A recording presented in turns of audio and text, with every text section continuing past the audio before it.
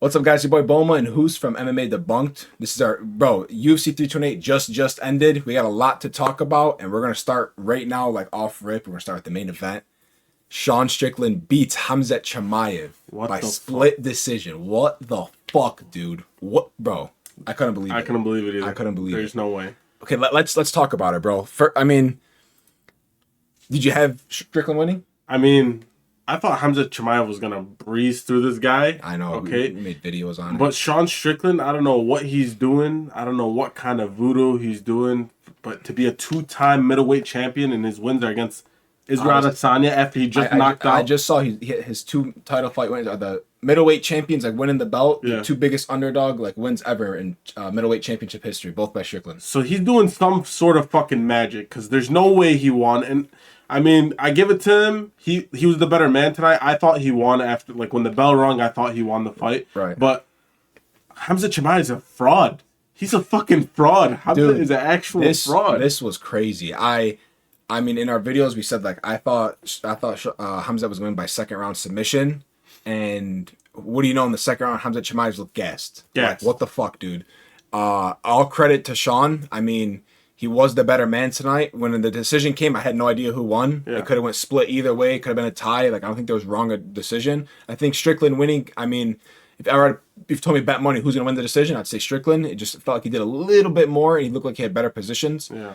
But, bro, like, for Khamzat to get exposed like that by Sean Strickland when he was supposed to run through him, as I thought he would, and many others did as well. This is one of the biggest upsets I seen in a long time. I think it was like the biggest upset that I've watched. Yeah, it's maybe the Amanda Nunes against Juliana Pena. Yeah, you got stuff like that. But in a title shot, I mean, I know that was a title fight, but bro, like, this is way more impressive than Khamzat Chimaev is supposed to be the bad man. This is way more impressive than Adesanya's. Oh yeah. Win. I mean, when he beat Adesanya, it was crazy because Adesanya just beat Pereira. He just knocked him out. Like, oh my god, you know. But it looks like Adesanya poured everything into that last fight with Pereira to get the win, because after that he kind of tapered off. Yeah. Khamzat Chimaev, I mean, you know, first round ended. I'm like, okay, you know, Khamzat, you know, does his usual 4 minutes of ground time, takes him down, takes his first shot within 15 seconds. We're going to see Khamzat, like, just breeze through this. Not the case. Second round, he literally looked like he was in, like, the 10th round. It was unbelievable. I mean, I don't know if it's the bad weight cut or I don't know what it was. Or he just felt like after he didn't get a successful takedown, he kind of just like, he lost momentum. He lost some momentum. I don't know what it was, but that performance, me personally, I feel like both fighters had a shit performance, okay? Yeah. Sean Strickland, he jabbed his way to a championship belt. Like, you put any other fighter in the top 5 in that position, I feel like they capitalize. Yeah, they capitalize better. See, I had Khamzat round 1. I had Strickland round 2. Round 3, I had it up in the air. It's hard for me to really tell. I was up in the air. Round 4, I want to say Khamzat. And then round 5, it was up in the air. 3 and 5, I couldn't really judge. And I guess... Wait, you think round 4, Khamzat won that one? I think Khamzat won round 4. But he got outstruck, didn't he? No, total strikes 45-38. Okay. He had 1 takedown. A little bit more significant strikes. But, I mean, it was close. I'm not saying he Go to round 3. Go to round 3. Rounds 3, let's see the stats. Yeah, Strickland all day. And the strike-wise. And I know it's not always about what the numbers say, but round 3 was super close. I guess, you know, you give that to Strickland. So I think it was probably low-key. Probably... maybe in some judge, we'll see the scorecards when they come out. Probably 2-2 heading into the 5th, and then maybe Strickland just stole the 5th. I don't know, dude. Like I said, I'm not mad at the decision. I was kind of upset at just like the fight as a whole. Like, it was a complete 180 what everyone expected. Like, people were thinking Khamzat, it's going to go one of 2 ways. He's going to take him down early, get a submission early, or he's going to take him down the first, second round, and then get tired in the 3rd, 4th, and 5th, and Strickland can get it finished late. Yeah. It was the opposite. Took him down, got tired, stood up with Strickland, looked pretty good in the stand-up, trading back and forth, and the whole, like, rounds 3 through 5, they were just trading. Like, it just, I don't know. This fight was weird to me because there was all this shit talk, security for this, security for that. And out there dapping each other up every 2 seconds. I know it's respect for the fight game, but, like, bro, like that's what made this fight so anticipated. That's why people hatred. And we haven't had that in a UFC fight in so long, where people actually hate each other. And then I felt like them just becoming best friends after the bell rang. Like, come on, like. And I know how the judges score cards. Depending on the judge, some of them are different, but the main criteria is damage. Khamzat definitely looked more damaged in the face. He looked beat up. Strickland's nose was busted as it gets in every other fight. You know, with the DDP fights, nose is always leaking. But Khamzat's face looked like he got smoked. And I'm not just sure if he bruises easily, but it looks like he was in a... Like, his face was all torn up. But I just feel like Khamzat Chimaev, anytime he faces a little bit of adversity, he tends to crumble. Yeah. I feel like when he fights someone and he doesn't completely dominate them off rip, he running his prop, like with Gilbert Burns and Kamaru Usman. Anytime there's a little chance where he has to show some adversity, I feel like he crumbled. Yeah, it was like, I think Khamzat literally he realized after the first round, like, okay, I couldn't get the submission in the first round. That's kind of weird. Second round, it looked like Sean Strickland was fresh, and Khamzat. When we were watching the fight, when Khamzat had that takedown attempt, he just looked very tired, and it looked like a half effort takedown. I was like, holy fuck, bro, he's tired. Okay, so what happens next with these? Let's take a look at the rankings. Obviously, these aren't updated, but we know what's going on. So now it's kind of weird because Khamzat dominates Duplessis. Yeah. Duplessis beats Strickland twice. Yeah. Strickland beats Khamzat, so Strickland's champ now. You got Nasruddin, probably should be next in line. Strickland already beat Nasruddin, but that was a couple of years back. Nasruddin's gotten a lot better. So I think the fight you make for Strickland, what goes next is you do Strickland versus Nasruddin, and then I don't know what you're gonna do with Khamzat. I mean, maybe give him a DDP rematch. Maybe a DDP rematch, or you do DDP versus like Brendan Allen, or Pfeiffer's in the mix now after he just beat what's his name, Adesanya. Yeah. Fluffy just lost. RDR just lost. So yeah, these guys these guys are all out of it. I know RoboCop just won. Maybe RoboCop fights Pfeiffer. My bad. Maybe RoboCop fights Pfeiffer. I'm not sure. Wait for this to load, but it's gonna be.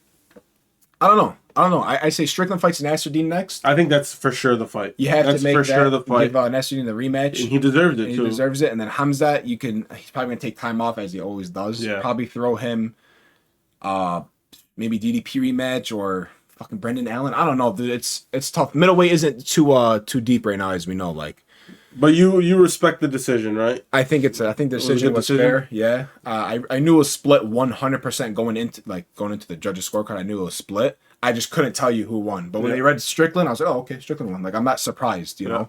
If they gave it to Khamzat, I would be like, wow, Khamzat won? I could kind of see it. You know, it went kind of both ways. Yeah.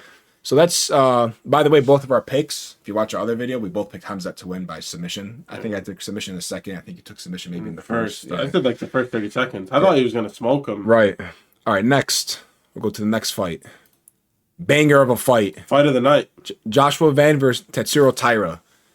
This dude got heart. Tyra's got stupid heart. Heart of a lion. And he was kind of protesting the stoppage. I think it was a good stoppage, but like, you know, fair play to him for even protesting it, still being lucid in there. Yeah. So that was very man, bro. Joshua Van put the pause on it, bro. Joshua Van's boxing is top tier. Top tier boxing. Top tier, bro. He looked excellent. And people are saying, oh, he has pillow hands. I mean, bro, like all flyweights, they had pillow hands, but his shots were doing damage, bro. And Taira might just have one of the best chins in fucking flyweight history at this point because he was getting popped with bombs, and he was recovering very well, and he was taking big shots. Like, it seemed like every punch that Van was throwing was landing. I mean, you put him up against any other flyweight, he's probably knocking out 80%. Literally, of them. So, but I mean, credit to... It was a banger. Yeah. First round, we gave it to Taira because he had 4 takedowns. You know, I remember watching the controlling fight. It. Second round, you had the knockdown. 2 knockdowns for Van. That's Van all day. I was like, okay. And then the third round, it was more domination for Van, but Taira was slowly creeping in. Back in. Like he was landing. He's getting a couple takedowns. Like, what the fuck? Fourth round, we gave it to Taira. We gave it to Taira, and we're like, whoa, like this could be 2-2 going into the fifth. Yeah. But Joshua Van had so much more damage on Taira. Taira was just like securing rounds based off takedowns and like, just not really taking shots. And then the fifth round was the beginning of lights out. He was putting the pause on it, bro. And went to the body, came upstairs, hooks. I mean, bro, you don't gotta like Joshua Van, but I mean, you gotta respect him. You gotta He's respect 22 years old or something like 24. That? He's 24? He's 24 years old. Defended the belt against, a dog. Yeah. Knocked him out, TKO'd him. He looked great. Gotta give him Pantoja next. I would roll with Pantoja still, depending on how he looks. But we picked And in the video, I told you guys Van by knockout. I mean, he was a plus 135. I think when we recorded, he was like a plus 160. Freest money ever. I'm not sure why he was the underdog. Yeah. I was literally telling everyone, like, it's free money. Joshua Van, like, it was a little bit harder. I think he was going to get it done a little bit earlier, third round, but still won by knockout. Yeah. So I already know what's next for him. We could look at here real quick. You got to give him Pantoja. If Pantoja's ready to go. Yep. Let's see here. Next for Tyra, Manel Cop. Maybe. I mean, flyweight, they kind of move around. Everyone fights everyone. It's not really like they don't really go rankings. Koji Hachigo. This guy, I know I'm mispronouncing his last name. This guy, I think he's like towards his late 30s, like 36, 37. Yeah. Bro, he is like the fastest flyweight I've ever seen. I mean, people that watch him, if you guys know, he's a monster. So maybe you can do him versus Tyra, and then you do Van versus Pantoja. But I really think there's some movement here. You know, the guys like Moreno's on his way out, probably. Steve just won. But all these guys are a little bit, down the line. Flyweights, I'm telling you, flyweights, they just move around so much. Yeah. Anyone can fight anyone. And then most of the time, they don't really care about your ranking. Yeah, they'll jump to bantamweight here and there, stuff like that. But great fight. I overall, what do you? I think that was the fight of the night. What do you give the card overall, top to bottom? Top 1 through 10. Just real quick. I would say give it like an 8 out of 10. That's all right. 8 out of 10. People that didn't like the card, I think the card it was a good card. It wasn't bad. It was pretty entertaining. Okay, now do you agree with this decision? Yes. Volkov versus Waldo Cortez Acosta. I do as well. I agree with I think Cortez Acosta got the crowd hyped more because he's talking. He's like hitting his chin. He's throwing wild hooks. Everything getting blocked. But I think Volkov, picked the shots correctly. I think he stunned Acosta with. He was the only one who that was the only stun of the fight. Yeah, and it looked like he was just more comfortable in there. Looks like Acosta was Waldo was kind of like trying to get the crowd hype, looking for the big shots, which is fine. I respect it. Yeah. But like we're talking about who won the fight.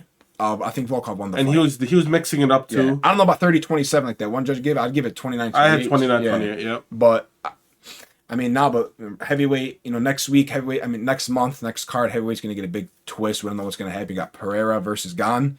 Do you think Volkov gets a title shot anytime soon? I think so. I think he does because his last loss was against Cyril Gane, but I thought he won that fight. So he's on the streak right now. You know what I mean? But like, let's just say, and heavyweight it's pretty weak right now. The winner of the White House fight, heavyweight fight between Gane and Pereira is fighting Aspinall. Aspinall said he's ready to fight. Then I would give the loser against. So if Pereira loses, him against Volkov. If Gane loses, rematch that'll be the third fight they fought though. Because remember, Gane beat him a long time ago. Yeah. He dominated him 5 rounds, and then Volkov fought him again. Got absolutely robbed. Even Gane thought he lost, and they gave it to. But I don't count that as a loss for Volkov. So I think it's 1-1 right now. But I wouldn't have a third fight. You would probably Volkov would probably just wait. He has to wait, dude. Or he'd fight a random. I don't think he's the second ranked heavyweight right now, from what I remember. He already beat Pavlovich. He beat Acosta. Can't fight Gane again. Hookit. I mean, if Hookit beats Derek Lewis, maybe you give Josh, but Josh is way too small, dude. He's like. I'm not saying it don't matter. I'm not saying it's not a good fight, but like, bro, imagine him trying to, like, bro, the reach. He won't be able to touch the Volkov's chin. Yeah, like the reach, the length. I mean, I would still watch the fight. I think that's probably that's what I would do next if Hookit wins, because there's really nothing else for him up here other than a title shot. But you'd have to wait for that. Wait for 100%. Everything to clear up. We did take. I mean, that's even if Tom Aspinall fights. Yeah, exactly. Because his eye. Yeah. People were saying he might not. We did both take Volkov by decision. So we got so far we're 2-1 because we got the main. I think everyone lost with that Khamzat Chimaev thing. Literally. And the only people I think that bet on Sean Strickland were ones that wanted money to make money, because he was a huge underdog, and anything's possible in a fight. Okay, now this one. We got this pick wrong. We picked Buckley by knockout. Let me see the total strikes. Hold up. Let me see that. Oh my 245 to 21. Oh, it's a 21. Yeah. Oh my god. Not a lot of them are at all were truly significant. They might say they were. He was just tapping. But like, see, like significant strikes to the head, 76. I don't understand one thing. Joaquin Buckley, he fought Kamaru Usman. Kamaru Usman won by just taking him down, controlling him on the ground. Right. You take a year off, and then you fight another ground specialist, and you can't stop the takedown, and you can't get back up. Not even stop a takedown. You can't get back up. Here's the thing. If you guys remember about this fight, was the scoot a little bit. Was the was the fight odds. It made no sense. If you guys recall, Sean Brady was a huge favorite going into this fight. Not super huge. I think he was like a plus 270. I mean, a minus 275, minus 300. Buckley was a dog. I think everyone was putting money on Buckley because, like, bro, this guy can win. It's Joaquin Buckley. He has great wins. He's a great fighter. 5 hours before the fight, the line completely switches and it's completely flipped. Brady becomes a super underdog and Buckley becomes the favorite. That to me was just kind of weird. I'm not gonna sit here and tell you the fight was rigged because I picked Buckley to win. But like, bro, that shit was so weird and like. I it was a dominant performance, but I feel like Brady just like I feel like he could have got a finish. Yeah. Like he was throwing like bullshit pity pat punches. Like bro, chase a finish. Like you're that like you had like he's not getting up. Yeah. Chase a finish. Like and I feel like he'd even try a submission. Did even try to throw like hard. I don't know, dude. This fight was weird to watch from the beginning all the way from the fight odds jumping and switching just.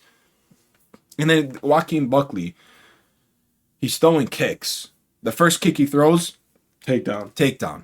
Okay, maybe let's not throw kicks against a guy that's, strictly looking to wrestle. I'm no fighter. I'm not no coach, but I'm not saying don't throw kicks at all. But, I mean, bro, he throws another kick, taken down. Throws another kick, taken down. Like, okay, bro. Like, he throws a knee, gets taken down. Like, I don't know, dude. This fight was just weird. Like, credit to Sean Brady for dominating, but at the same time, like, it was a dominant performance in, like, the worst way possible. Yep. Like, it doesn't really prove anything, if that makes sense. Because, I mean, he was ranked 6. Buckley was 9. He fights down in competition, and... he looks great. At the same time, he looks like he's not really trying to win. Yeah. He's just I don't know, dude. So we could take a look here. What's next for each one of these guys? If we look at welterweight, Brady's obviously going to move into the top 5. Bilal Muhammad will get probably pushed down 1. You can't put him against Morales. You just knocked him out. You can put him up against JDM. Joaquin Buckley, I think he should fight down. I think Joaquin Buckley should fight down. Yeah, Joaquin Buckley should fight either Bonfim, Mike Mallet, or D-Rod.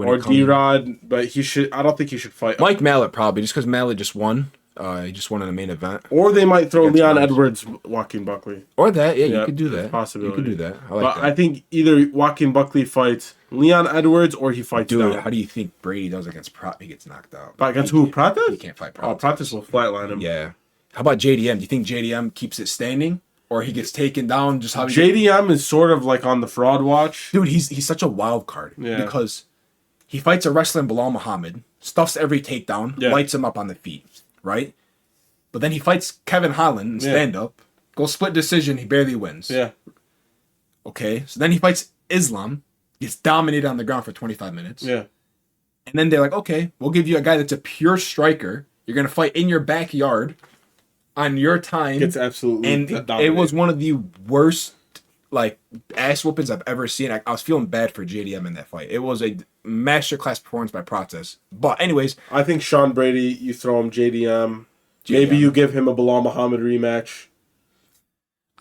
I think JDM's probably the only fight for him now that I'm looking at it, because we know Ian Gary's gonna get the title shot. Pratis is gonna wait for him. Morales already beat him. Yeah. I think you do. And I think JDM's probably wants to get back in there soon. Yeah.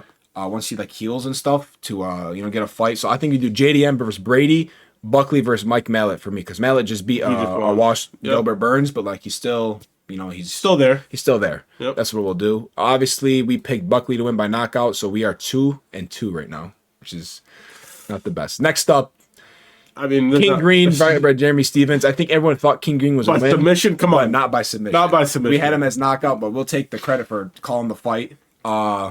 Jeremy Stevens. Anyone surprised that King Green won? No, I'm not. No, I mean, what was his odd before?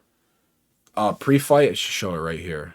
Minus 450. Minus 450, and bro, like, King Green's just way too active. Yeah. This guy beats fucking Daniel Zellhuber. He beats Grant Dawson. He beats he beats those kind of guys. Even though Dawson, we'll talk about him later. Like, he's active in the UFC, and he still he's still able to perform at a high level. He'll lose to guys like Jalen Turner and Patty Pimblett, like the guy, ones. But he'll beat everyone else. He'll beat the cans. He'll beat the shit out of the cans. Yeah, Jeremy Stevens hasn't fought the UFC in how long? He's out there bare knuckle boxing. The guy's record was 28-20 going into this fight. Like, I'm not mad that the fight happened. Like, I'm not saying like it's terrible matchmaking. Like, because Jeremy Stevens has one hitter quitter power. But Bobby Green's active in the UFC. He's fighting good guys. Yeah. Like, this was an easy call. I didn't know it was gonna be a submission, but even on the feet, he was beating the fuck out of him. So, I mean, we could really King Green. I mean, like, just throw him anyone. Throw him anyone. He'll take that fight. Yeah. There's not really anyone. Yeah, I think next, because he's fighting at lightweight, he's not even ranked, is he? No, yeah, he's not ranked. And anytime he fights a ranked guy, he gets knocked the fuck out. Yeah, Chandler's booked. Just throw him anyone. Benil Dariush.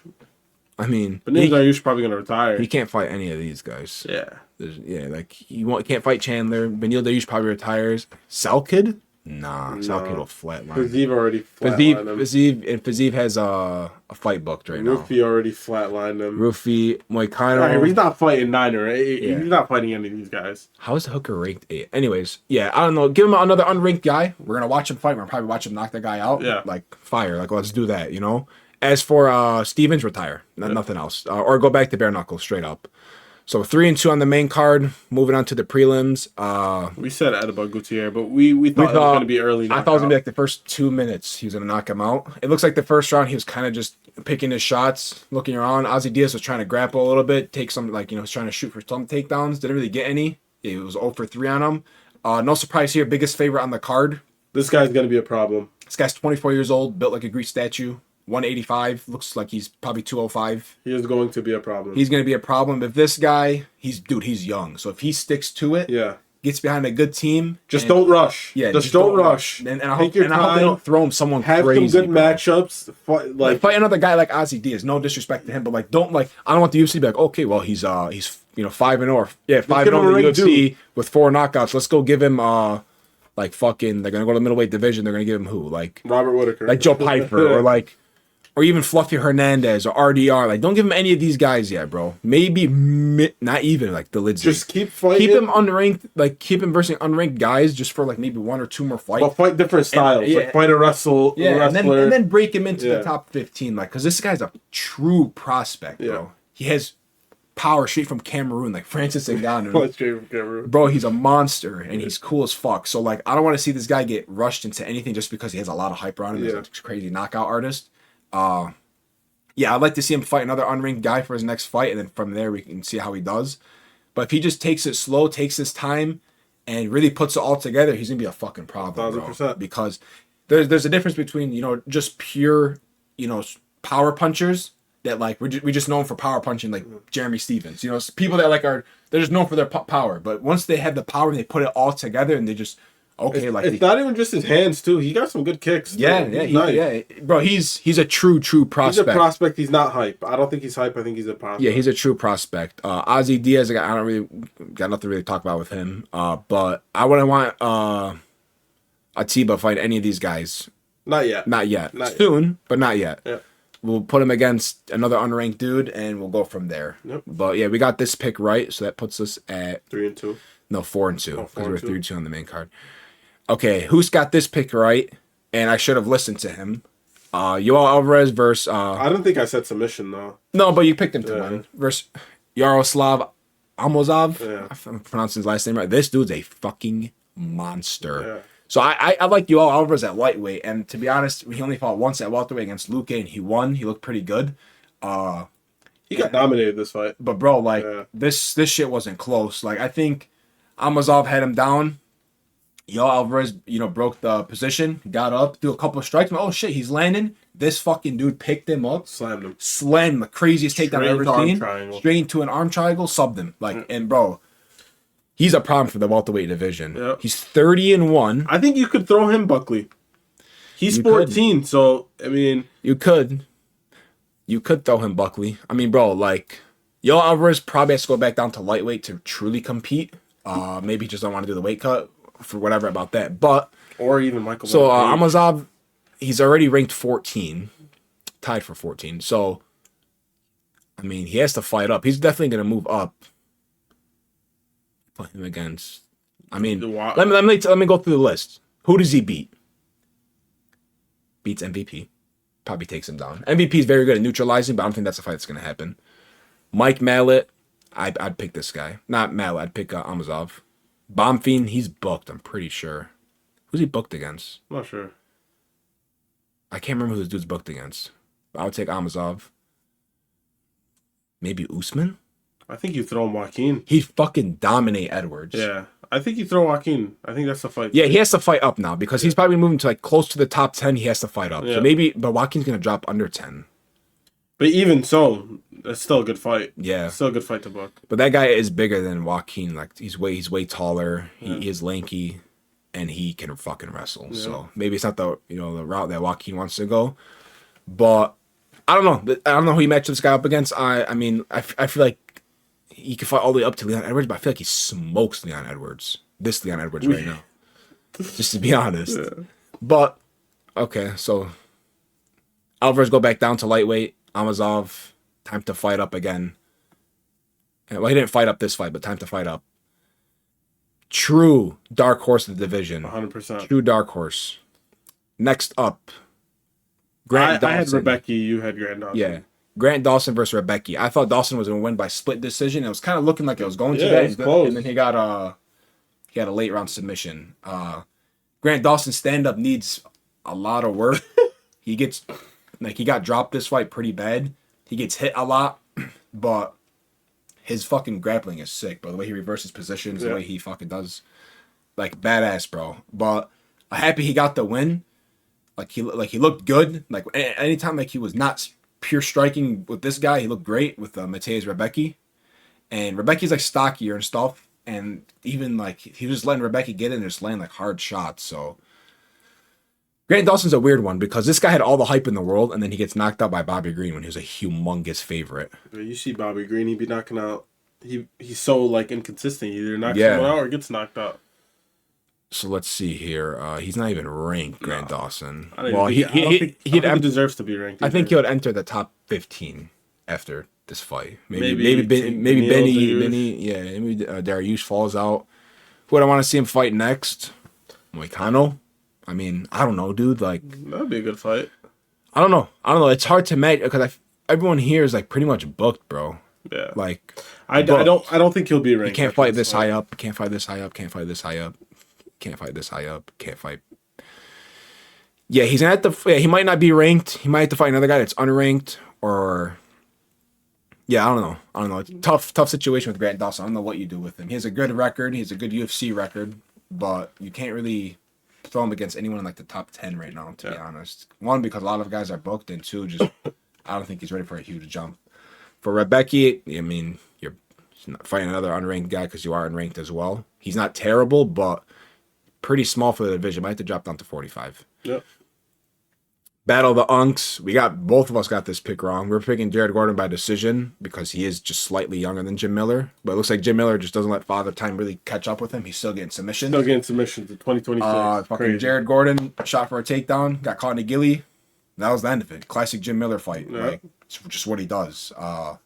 Retirement home for both of them. Yeah, good for Jim Miller. I mean, maybe if you're gonna put him up against another fighter, put him up against someone unranked as well, younger, just you use him as a true gatekeeper to the top 15. I mean, really not much to talk about here. He didn't really look I'm not saying he looked great, but I mean, it's excellent that he got a submission. Nothing was happening.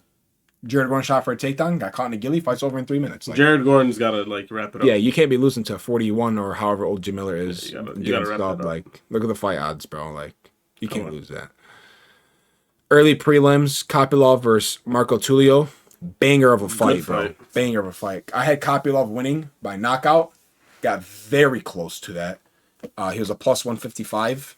Kopylov knocked him down, I want to say 3 or 4 times. I don't think they cut. Oh, 3 times. Yeah, he lost the first round. The knockdown didn't really seem like a knockdown. He kind of hooked around his head. The first round was all Tulio. Most of the second round was going towards Tulio's way, and then Kopylov caught him, and he almost had the finish, and he just held on to him. I don't know why he didn't chase it. And then third round, he dropped him again, or once or twice in the third, 2 times I think in the third round. But Kopylov looked good, but not great. He's still getting touched up on the feet. He's. I feel like Kopylov's striking decreased in his as he keeps going in his UFC career. I feel like early in his career he was kind of that scary, quick, bam, bam. Now he kind of just a counter kicker, counter puncher. Yeah, but he's a good way though. Marco Tulio is the dog. Yeah, Kopylov's fun to watch. I don't think he can really fight up in the division. I mean, already fought Paulo Costa and lost. Yeah, maybe Christian Leroy, maybe Christian Leroy. Or Roman Dolidze. Or Dolidze, yeah. Not Gregory Rodriguez. I think they fought. I could be wrong. They did. Yeah, I don't know. Maybe another unranked guy or Christian Leroy Duncan. I don't really see anything too special for Kopylov moving forward. It was a good win, but not the it was a fun win, you know. But he didn't look great for 3 rounds. He looked good for a round and a half because he was getting all these knockdowns. Next up, we both got this pick round. We picked William Gomi by decision. He lost to Pat Sabatini. He was just laying on him. He just laid on him, hugged him. Some bullshit. I mean, bro, he had, I think, like 11 minutes of control time. Can't see it, but he had like 11 minutes of control time in a 15-minute fight. Was throwing barely any strikes, barely any fucking power punches. Yeah. But, I mean, I'm not really mad at that because, I mean, he only had 3 takedowns in the whole fight and had 11 minutes control time. Like, William has to fucking do better. You gotta get up. Like, you gotta get up, bro. Yeah. Like you gotta get up, dude. And, I mean, it was boring as fuck. Almost put me to sleep. But, like, at the same time, William Gomi has to really step it up, bro. Like, you can't be getting taken down, like, round after round and getting controlled there, bro. And Pat Sabatini has to chase some type of finish, bro. Or, like, maybe get stood up once or twice. I don't fucking know. We got this pick right, as I imagine everyone did. The guy was a minus 700 favorite. Yeah. Susur Kayev. I thought he was going to win by knockout. He ended up winning by submission, believe it or not. Felt like it took longer than it should have. Yeah. Late 3rd round, but... I mean, this guy's nice. Yeah. I mean, he's undefeated. He's going to be a problem. He gets a lot of finishes. He's in the middleweight division. I mean, he has to fight another unranked guy. We don't really got to talk about him fighting up like crazy. And then we got this one right as well. We both took Jose Ocha. I don't know how to pronounce his last name too well. We both took him by decision. He did win. Fair decision. I don't think anyone really questioned that. Yep. And yeah, that's pretty much the whole card. It was a pretty decent card. It wasn't bad. It wasn't. It's the best we've gotten in a couple weeks. So 2-0, 2-1, 3-1, 3-2, 4-2, 4-3, 5-3, 6-3, 6-4, 7-4, 8-4, 8-5. I went 8-5. I think you went 8-5 the other way because you just took opposites. And you won some and you lost the others. So not bad. Not bad. I think I could have did a lot better. I mean, like this fight, I think fucked a lot of everyone. Like fucked a lot of people over. This one has the rig speculation behind it. This one was just a bad call by me. You got this one right. This one was just bullshit. Jim Miller being Jim Miller, and then William Gomi just can't stop a takedown. Overall, give the card like an 8 out of 10. Yep. It was fun. The fight card really just, it's 1:30 in the morning. Card just ended maybe 45 minutes ago. We hopped right on here. Wanted to talk about it. We got reaction. Yeah, we're gonna have to make more videos throughout the week, especially on TikTok and stuff. Maybe a couple here on YouTube, just talking about all this stuff. This is just a fresh, raw reaction to everything. Like we still gotta really process everything. Dig deep into the true matchups. This is just off rip what we're thinking. Good card. Very disappointing main event, just in the fact that I feel like this was the worst Khamzat we've ever gotten. Yeah. And Strickland, not that Strickland looked bad, but I feel like Strickland could have put the pause on him. If you're gonna put the pause on Khamzat, and it's this version of Khamzat that got tired and stuff, you fucking put the pause on him. Throw some hooks. Throw some fucking, I don't know. Impressive performance because he beat Khamzat Chimaev. The guy was undefeated, never lost. Yeah. And Sean Strickland beat him, and he was a huge underdog. So credit to him. I just feel like it was kind of a boring main event in a way. So it depends if you're rooting for Strickland. I'm like, oh my god, he's fucking winning. This is crazy. I wasn't really necessarily rooting for Khamzat. I thought he was gonna win. I was hoping for a good fight. I just think they both kind of look sloppy in a way. Yeah. That's just my raw reaction. I have to rewatch the fight. And yeah, you got anything else? No, I'm good.